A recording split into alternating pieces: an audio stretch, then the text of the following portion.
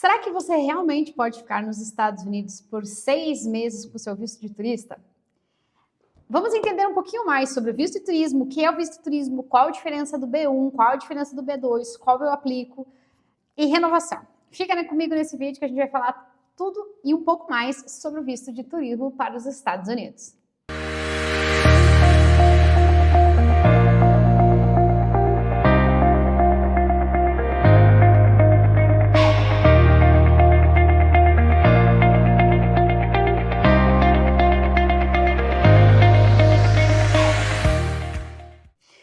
Muito bem, o visto da categoria B1 e B2, ele é visto de não imigrante, e se você não sabe a diferença de imigrante e não imigrante, tem um vídeo que provavelmente vai estar aparecendo no card aqui, para que você possa entender um pouquinho mais. Então, é um visto de não imigrante, e ele dá a você uma condição de entrar nos Estados Unidos por um objetivo específico e por um tempo específico.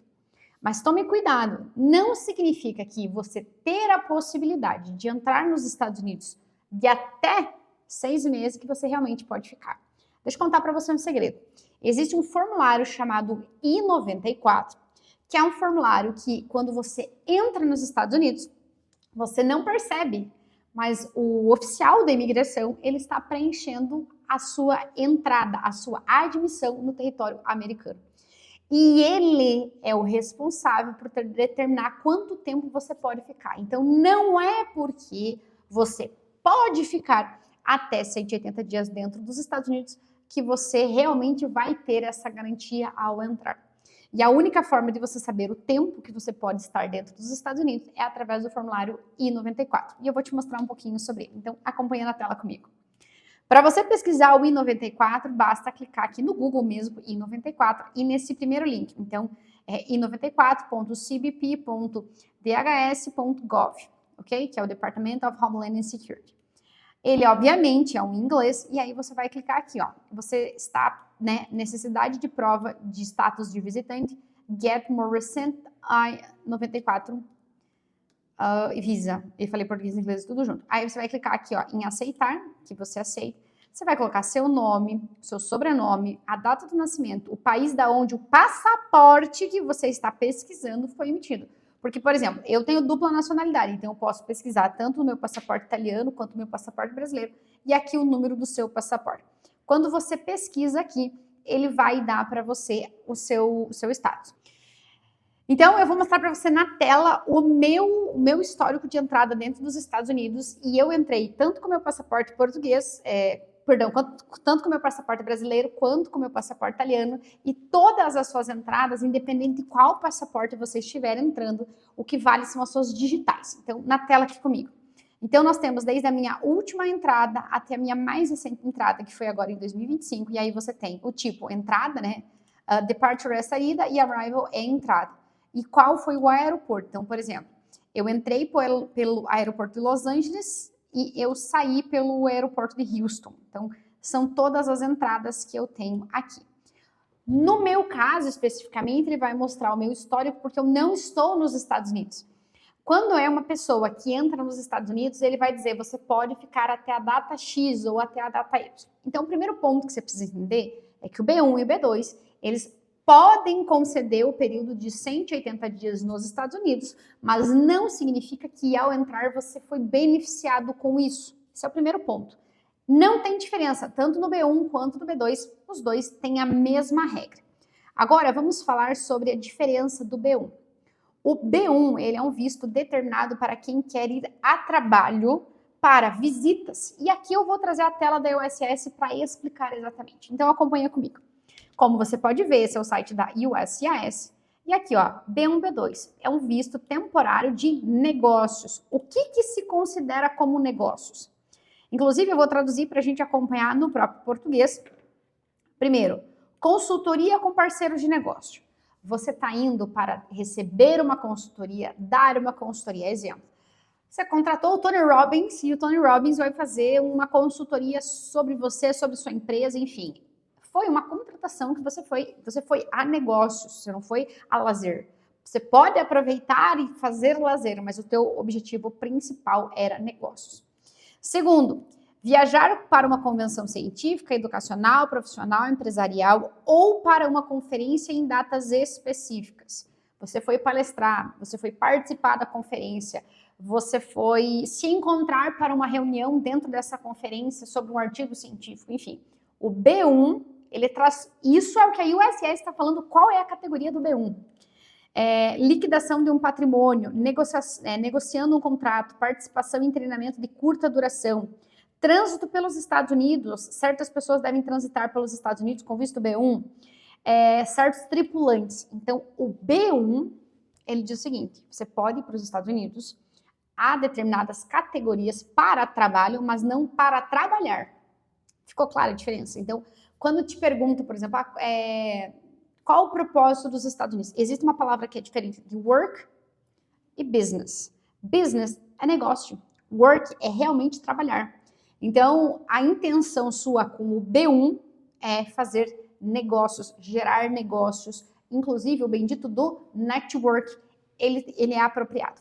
Agora, o B2, ele já não é a categoria de trabalho, ele entra na categoria de turismo. Acompanha na tela comigo. Essa tela, inclusive, é a tela do próprio governo americano. E aqui, ó, o que o B1... Opa, perdão, deixa eu traduzir aqui. O que o B2, porque o B1 já está aqui.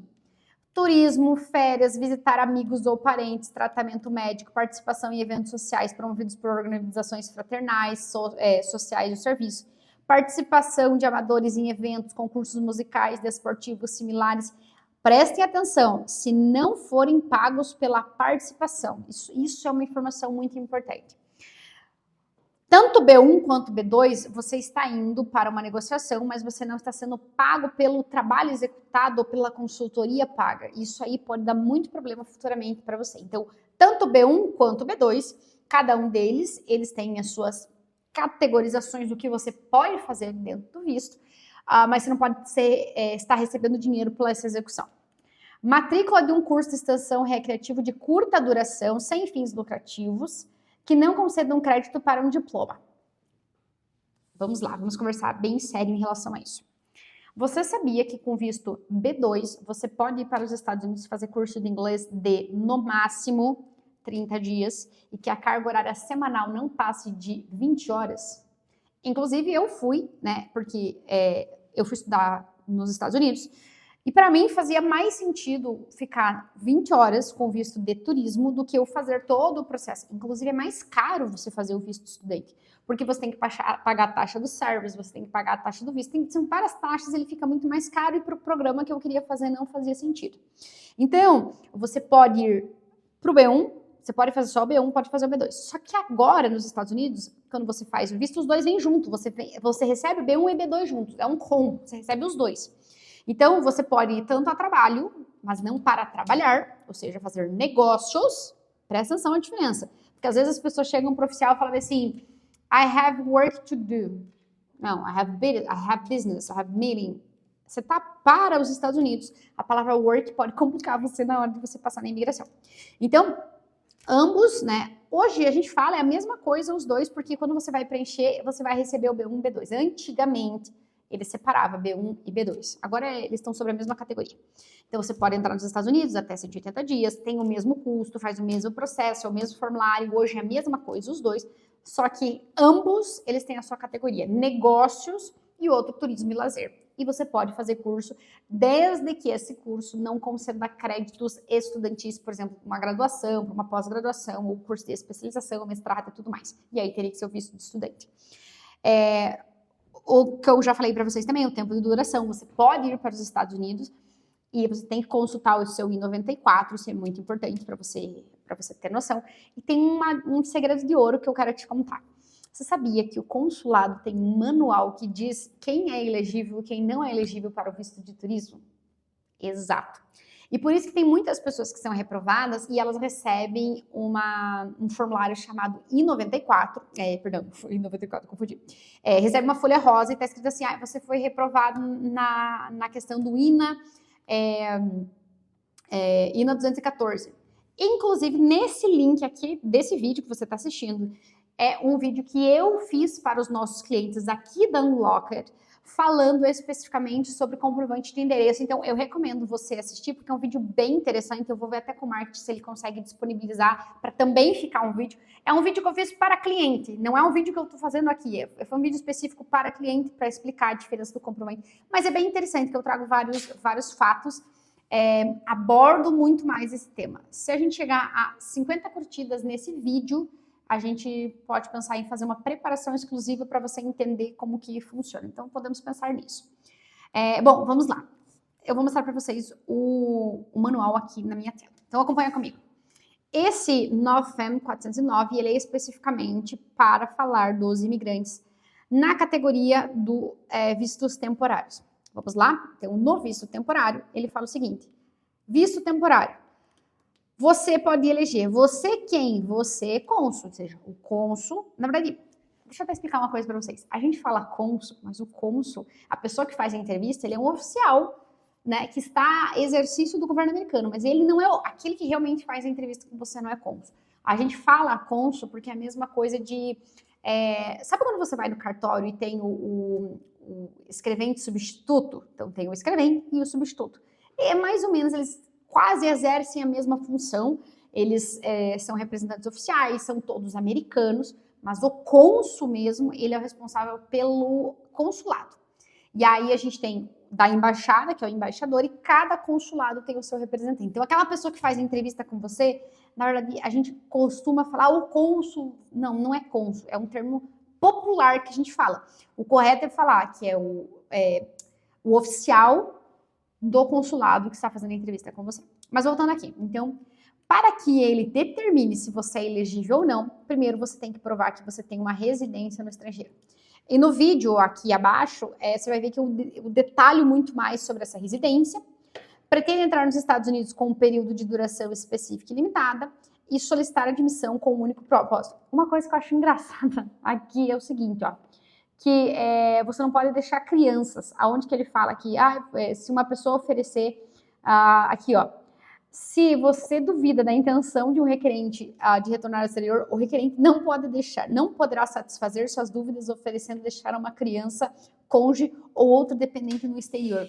Eu fico imaginando, se tem placa, tem história. Eu fico imaginando, não, mas eu deixo meu marido, eu deixo minha criança, eu deixo meus pais como prova, eu volto buscar eles. Eu brinco, né? Tem placa, tem história. Mas especificamente sobre o manual, consulta o vídeo aqui no link que você vai ver que eu aprofundo muito mais do que somente o que a gente está falando. Porque, na verdade, eu até me estendia mais. A intenção era o que é o visto B1, o que é o visto B2. Hoje, na verdade, os dois são a mesma coisa. O que é categoria de cada um e o que é o I-94. Então, eu espero que você tenha gostado desse vídeo. Não esquece de deixar nos comentários o que você achou, se ficou com alguma dúvida, enfim, quer saber mais, quer ter mais conhecimento em relação a esse conteúdo. Não esquece de seguir o nosso Instagram, a gente sempre está publicando notícias no nosso blog, do nosso site, também tem vários conteúdos que a gente posta lá, então não esquece de acompanhar a gente. Um beijo, te vejo no próximo vídeo.